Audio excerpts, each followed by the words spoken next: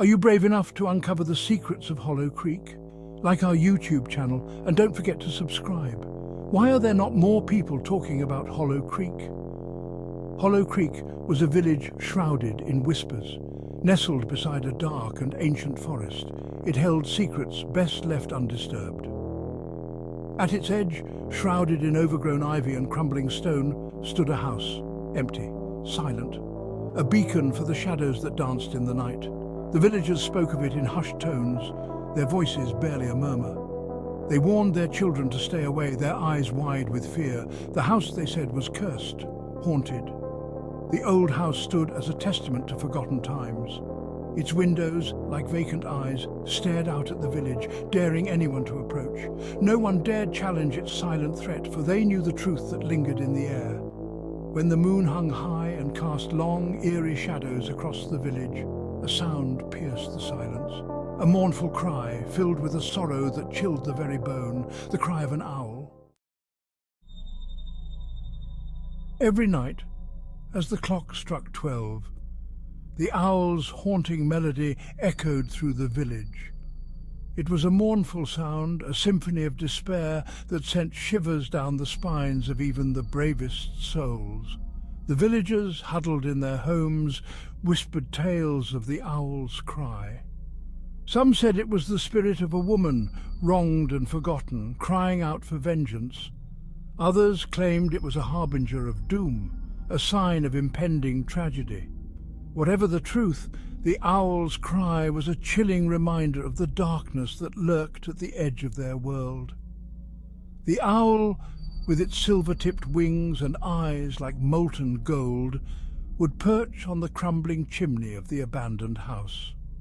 Its mournful cry seemed to seep into the very foundation of the village, weaving a tapestry of fear and unease. Fear, like a disease, spread through the village with each mournful cry. Doors were bolted, lights extinguished. No one dared to venture out into the night, not while the owl's cry echoed through the darkness. Maria, a young woman with a spirit as bright as the sun, arrived in Hollow Creek on a crisp autumn day. She had purchased the abandoned house at the edge of the village, drawn to its faded grandeur and the mystery that clung to it like cobwebs. The villagers warned her, their voices laced with concern. "Stay away from that house," they pleaded. "It's not safe, especially at night." Maria, however, dismissed their fears as mere superstition. She had no time for such childish tales. She was determined to restore the old house to its former glory, to breathe life back into its weary walls. She would not be deterred. As the sun began its descent, casting long shadows across Hollow Creek, Maria stood at the window of her new home. The forest at the edge of her property seemed to beckon her, its dark depths holding a strange allure.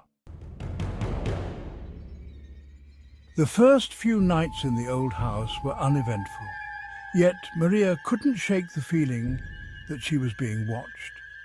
Shadows seemed to dance at the edge of her vision, and the wind seemed to whisper her name.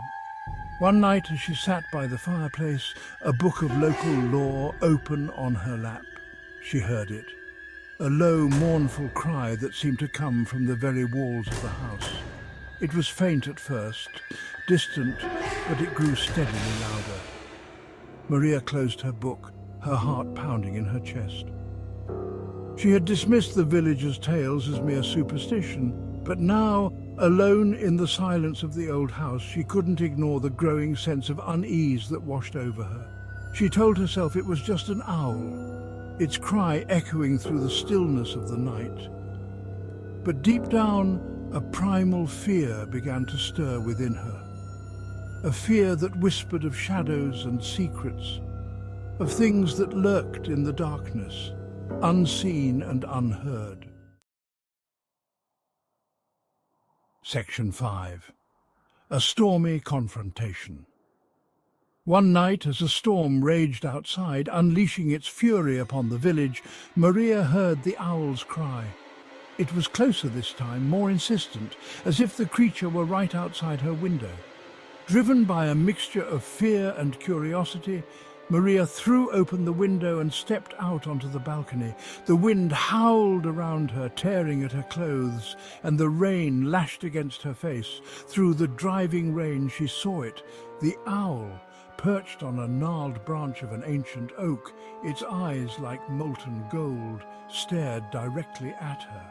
In that moment, time seemed to stand still. The storm, the village, the world outside that balcony ceased to exist. There was only Maria and the owl, locked in a silent battle of wills.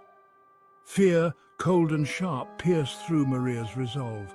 The owl's gaze was unwavering, its presence both mesmerizing and terrifying. It was as if the creature were peering into her very soul, judging her worth.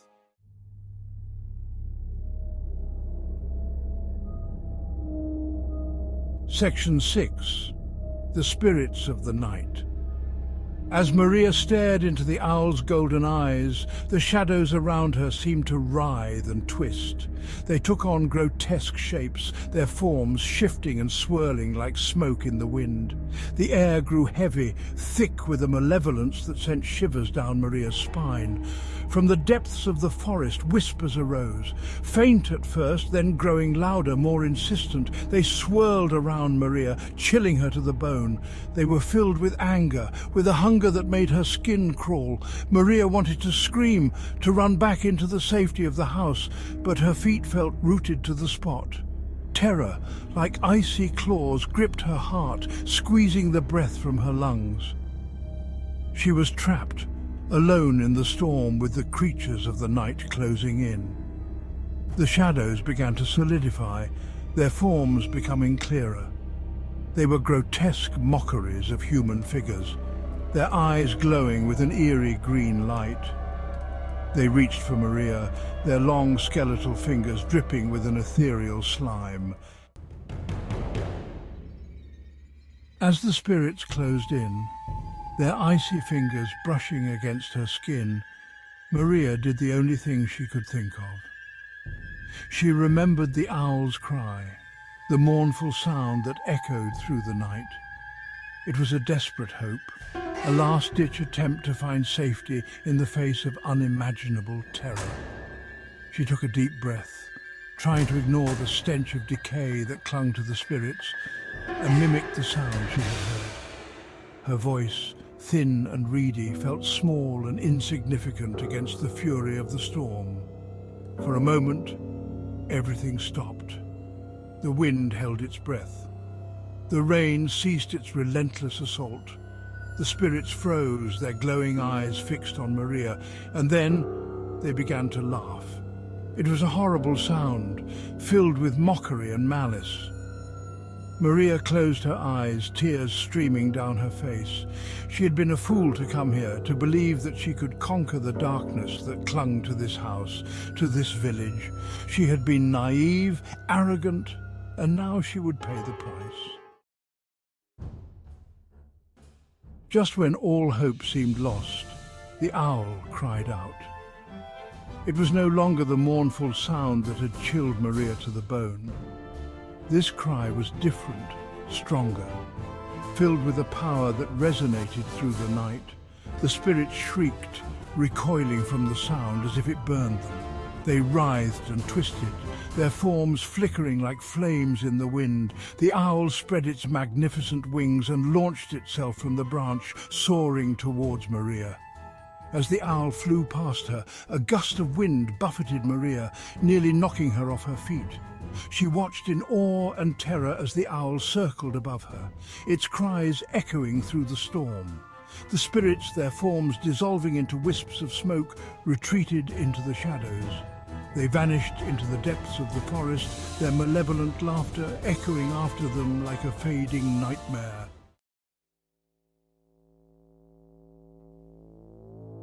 The storm began to subside, the wind and rain lessening in intensity as if calmed by an unseen hand. The owl landed gracefully on the balcony railing, its golden eyes fixed on Maria.